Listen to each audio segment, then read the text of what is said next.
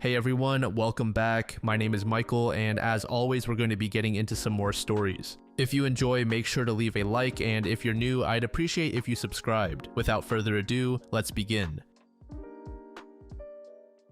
This story was posted by a throwaway account in the relationship subreddit. The post is titled, "I just found out my GF of a year had a whole life I knew nothing about. I was shopping for a ring too. I have been dating the most amazing woman for the past year and a half. I have been in puppy love before, the kind where they're all you can think about, and you smile when you think of them, and we have that too. But she has also brought me the joy of being together but not together, that magnificent way you can just be and be alone in the same room, her reading a book, me doing a project, and really knowing someone, knowing how her mouth crinkles when she thinks, the way the rain makes her feel, all the stories of her childhood, all the little things that make her a person. At least I thought I did. I was shopping for a ring and had been dropping hints that made her smile, and we would plan this little suburban life, a deck with a grill, a goofy puppy, a piano. We talked about baby names and vetoed ones. We had joke names, Trevor and Trevina.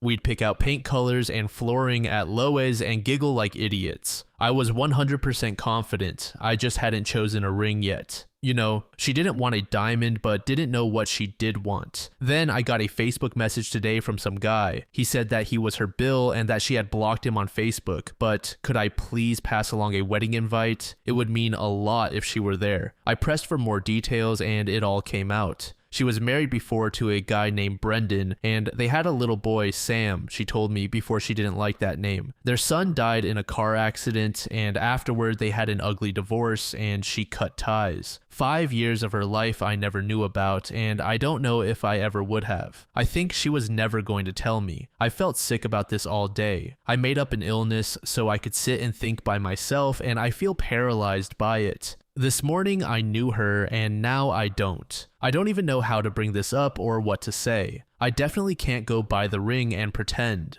At the same time, I want to be with her. I am hurt, but I know she went through something unimaginable. I just don't know what that means for us. Am I just a distraction? Is this something she does? Update. I spoke to her the day after. She told me she had wanted to tell me for a while but didn't know where to start. That she thought about Sam every day but at the same time didn't know how to begin. She pulled a shoebox from her closet and showed me the pictures. Pictures of her wedding, this propped up little thing at the courthouse, her in a short white dress with a slight stomach, her husband, this cocky, smiling kid with shaggy blonde hair. Then the baby, Sam, pictures from a red-faced newborn to a little 4-year-old person, birthdays and Christmases, and pictures of the three of them, a family. She talked about Brendan, how they came from radically different backgrounds and how she barely knew him as a person before he was a father and husband. They had only been dating 3 months when she got pregnant. They were 20. Then she talked about Sam, her baby. She kept saying he was the best thing that ever happened to her. Hearing that broke my heart. She talked about how his hair cow-licked in 3 different spots and how he was always singing or humming that he loved to climb. She told me his favorite movie and book. She made him a person to me. Then she told me how they lost him. Some kid ran a red light and then he was gone. She barely remembers the funeral because she was so heavily medicated. But the worst part was after, going home and him not being there. How she would walk past his room and expect to hear him playing, waking up and forgetting for a minute that he was gone. Their marriage had never been good and they turned on each other. He blamed her because she had fastened the booster seat on that side of the car. She blamed him because he had been driving. They were divorced within a year after the accident. Brendan had a new child within 2. She had spent the time overloading on classes and working, keeping busy because it made things easier. She didn't see her old friends because they drifted away, they never knew what to say, and they mostly had kids of their own. She was surviving, but seeing Sam's brother, who looked so much like Sam, hurt so much that she decided she had to get away and stop wallowing. She took the pictures down, donated clothes and toys, deleted her Facebook, and stopped seeing the old friends who weren't really friends anymore. She said she chose to keep breathing because that was what it had come down to. Then she met me and she said I made her want a fresh start, a better marriage, and more children because she loved me. We talked for hours. She cried and I cried for her. I still love her, maybe more now, because I feel like she opened up to me so much. It's hard to imagine her married with a son, toys on the floor, and pictures on the fridge. It's hard because in a lot of ways, it's the life I've been imagining with her. I still plan on marrying this woman. She's the love of my life. I certainly disagree with keeping secrets from your partner, but at the same time, I think context is important. This is one of the rare cases where I find it acceptable that OP's girlfriend was keeping information from him. Her past life was a point of trauma for her with no direct relation to OP. However, if I were in OP's shoes and found out about this, I would still push to learn more, simply because it would help strengthen their bond. This is overall a sad yet wholesome story in my opinion.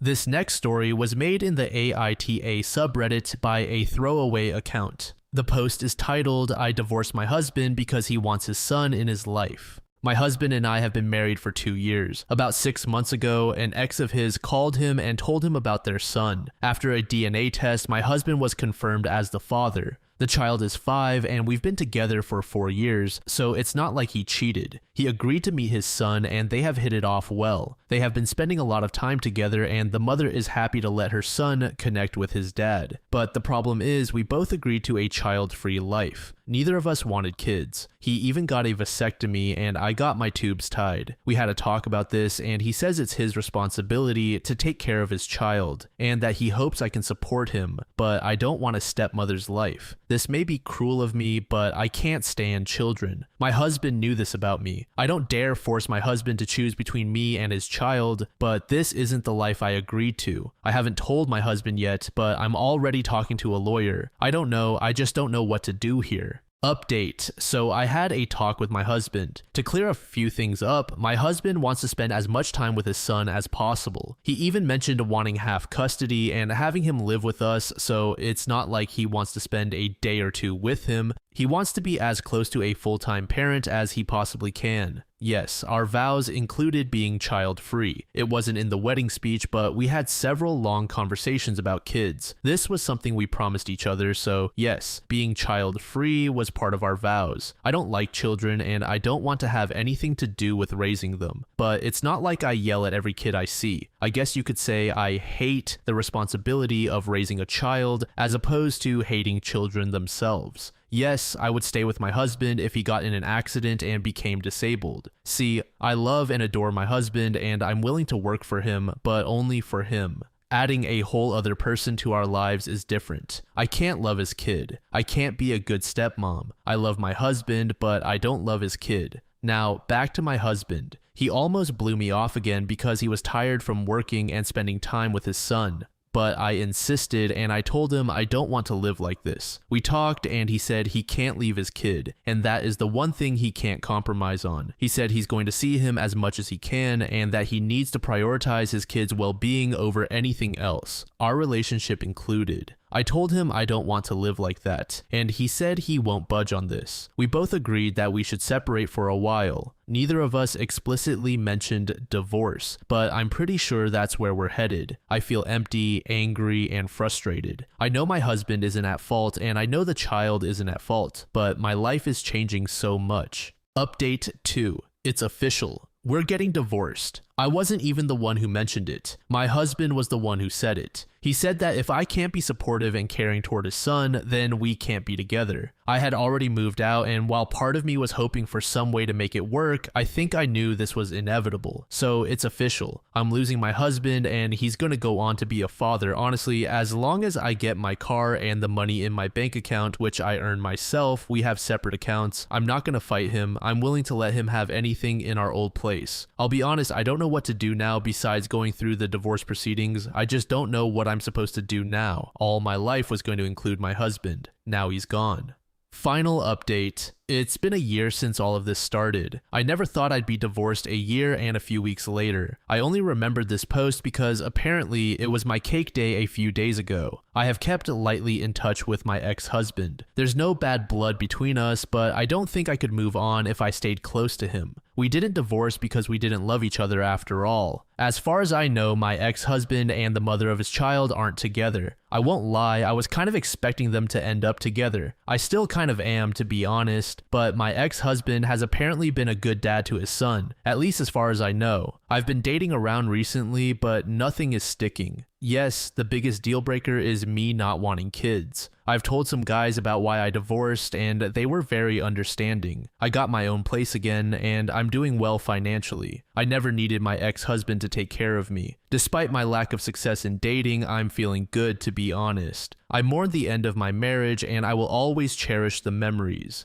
This was for the best for everyone, to be honest. This is such an unfortunate story. Both OP and her husband sound very grounded, and I don't see anything wrong with the outcome. I understand that the two had agreed upon a child-free life, but at the same time, I have absolute respect for the husband for wanting to be in his son's life. Divorce was the mature decision here if OP truly did not want to try to see whether a life with a child was right for her. Yet again, it's just another sad ending, but it's bittersweet.